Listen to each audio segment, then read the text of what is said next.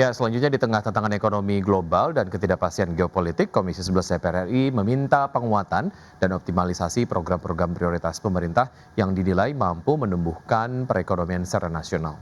Ya, anggota Komisi 11 DPR RI, Putri Aneta Komarudin menegaskan, pemerintah harus mengambil langkah konkret dalam meningkatkan pertumbuhan ekonomi secara merata. Di mana pertumbuhan ekonomi di kuartal 1 yang tumbuh 5,61% ini cukup bagus sebagai trigger dalam menggerakkan potensi-potensi perekonomian secara nasional. Untuk itu, Putri Aneta menekankan agar program-program prioritas pemerintah yang sudah berjalan untuk dimaksimalkan. Terlebih lagi, program prioritas pemerintah dinilai mampu membuka lapangan kerja secara luas sekaligus dapat memberdayakan masyarakat. Tentu kalau daya beli kita sangat dipengaruhi juga dengan faktor geopolitik yang ada sekarang. Kita tahu perang di luar Indonesia itu bukan batas kewenangan kita sebagai pemerintah. Jadi tentu kebijakan-kebijakan bantalan sosial yang sekarang pemerintah terus-menerus genjot seperti bantuan sosial, subsidi, PPN yang ditanggung untuk industri penerbangan dan lain-lainnya itu sebenarnya sangat baik untuk menopang daya beli masyarakat yang mungkin sekarang sangat tergerus dikarenakan kondisi geopolitik.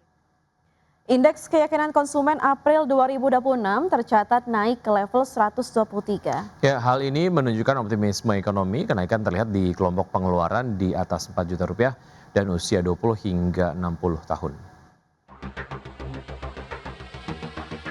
Bank Indonesia mencatat indeks keyakinan konsumen atau IKK periode April 2026 menunjukkan kenaikan 0,1 poin dari 122,9 pada Maret 2026 menjadi level 123,0 pada April 2026. Survei yang dilakukan Bank Indonesia ini menunjukkan keyakinan konsumen terhadap kondisi ekonomi saat ini dan ekspektasi terhadap perekonomian ke depan. IKK sendiri merupakan indikator yang dapat digunakan untuk memprediksi perkembangan konsumsi dan tabungan rumah tangga, di mana indeks keyakinan konsumen menggunakan tahun acuan dengan nilai 100. Artinya indeks kepercayaan konsumen pada April 2026 di level 123 berada di zona optimis atau di atas nilai acuan. Berdasarkan pengeluaran, IKK April justru turun di sebagian besar kelompok, sementara berdasarkan kondisi keuangan rata-rata proporsi pendapatan konsumen untuk konsumsi naik dari 71,1% menjadi 71,2%. Sebaliknya proporsi pendapatan konsumen yang disimpan dari 18,2% menjadi 17,6% tercatat meningkat. Dari Jakarta, Tim Liputan IDX Channel. Ya, pengamat ekonomi dari KOR Indonesia menyoroti utang pemerintah yang naik menjadi 9.920 triliun rupiah hingga Maret 2026. Ya, hal ini disebutkan akan semakin membebani khususnya beban bunga utang pemerintah. Jumlah utang pemerintah kembali bertambah pada kuartal pertama tahun 2026 di mana hingga akhir Maret 2026 mencapai 9.120 triliun rupiah. Jumlah tersebut setara dengan 40,75% terhadap PDB. Pengamat ekonomi dari KOR Indonesia Yusuf Randy Manilet menyebutkan utang pemerintah akan memberikan konsekuensi terhadap peningkatan bunga utang.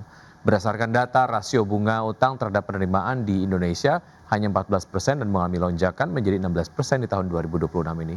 Dengan peningkatan rasio bunga utang terhadap penerimaan, maka semakin banyak bunga utang yang semakin didanai dari penerimaan yang didapat pemerintah.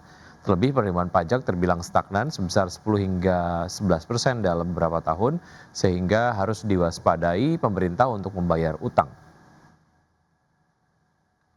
Kami menilai bahwa rasio atau indikator utang pemerintah perlu dilihat secara lebih komprehensif, tidak boleh hanya dilihat dari aspek rasio utang pemerintah terhadap PDB, tetapi juga perlu dilihat dari aspek-aspek lain, termasuk di dalamnya misalnya rasio bunga utang pemerintah terhadap penerimaan yang dalam beberapa tahun ini mengalami kenaikan, sehingga patut menjadi perhatian bersama untuk pengelolaan utang yang lebih hati-hati dalam jangka. Pemirsa, PT United Tractors Tbk menyampaikan target terbaru per penjualan alat berat dan hasil tambang perseroan untuk tahun 2026.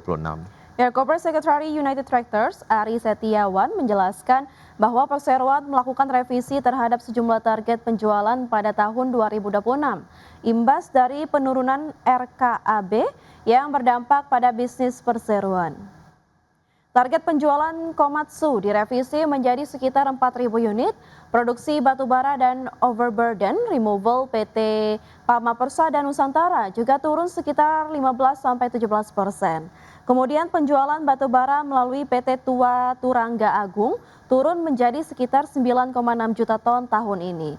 Penjualan emas ditargetkan sebesar 82.000 ons dan penjualan nikel ore sekitar 1,2 juta wet metric ton untuk tahun 2026.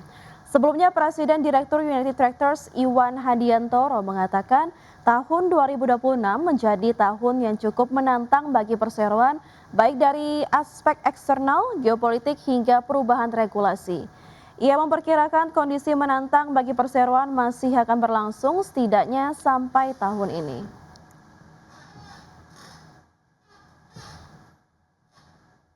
Ya pemirsa, di tengah pelemahan kinerja keuangan pada kuartal 1 2026, PT Industri Jamu dan Farmasi Sido Muncul Tbk meyakini prospek industri herbal nasional tahun ini masih tetap positif. Ya, optimisme tersebut seiring meningkatnya kesadaran masyarakat terhadap kesehatan dan konsumsi produk herbal.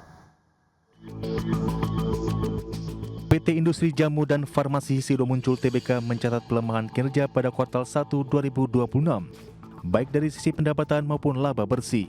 Meski demikian, perseroan menilai prospek industri herbal nasional tahun ini masih tetap positif, sering meningkatnya kesadaran masyarakat terhadap kesehatan dan konsumsi produk herbal. Perseroan pun memastikan permintaan terhadap produk-produk herbal Sido Muncul masih tetap kuat.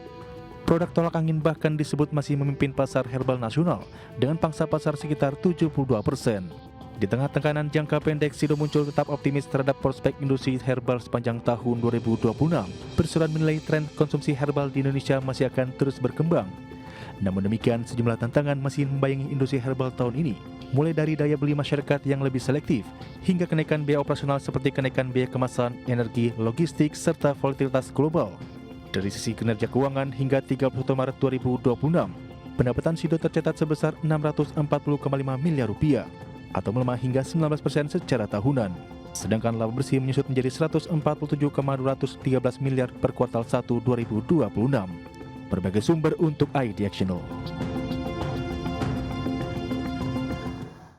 PT Communication Cable System Indonesia Tbk atau CCSI berencana menerbitkan 474 juta lebih saham baru melalui right issue. Langkah ini dilakukan untuk memperkuat struktur permodalan serta mendukung pengembangan usaha perseroan dan entitas anak. PT Communication Cable System Indonesia Tbk atau CCSI mengumumkan akan melakukan penambahan modal melalui hak memesan efek terlebih dahulu atau right issue. Perseroan akan menerbitkan sebanyak 474.774.774 saham baru yang setara 35,61% dari total saham beredar. Manajemen CCSI menyebut aksi korporasi ini bertujuan memperkuat struktur permodalan dan menarik partisipasi investor lokal maupun asing. Namun pemegang saham yang tidak menggunakan haknya dalam right issue ini berpotensi mengalami dilusi kepemilikan saham hingga 9,27%.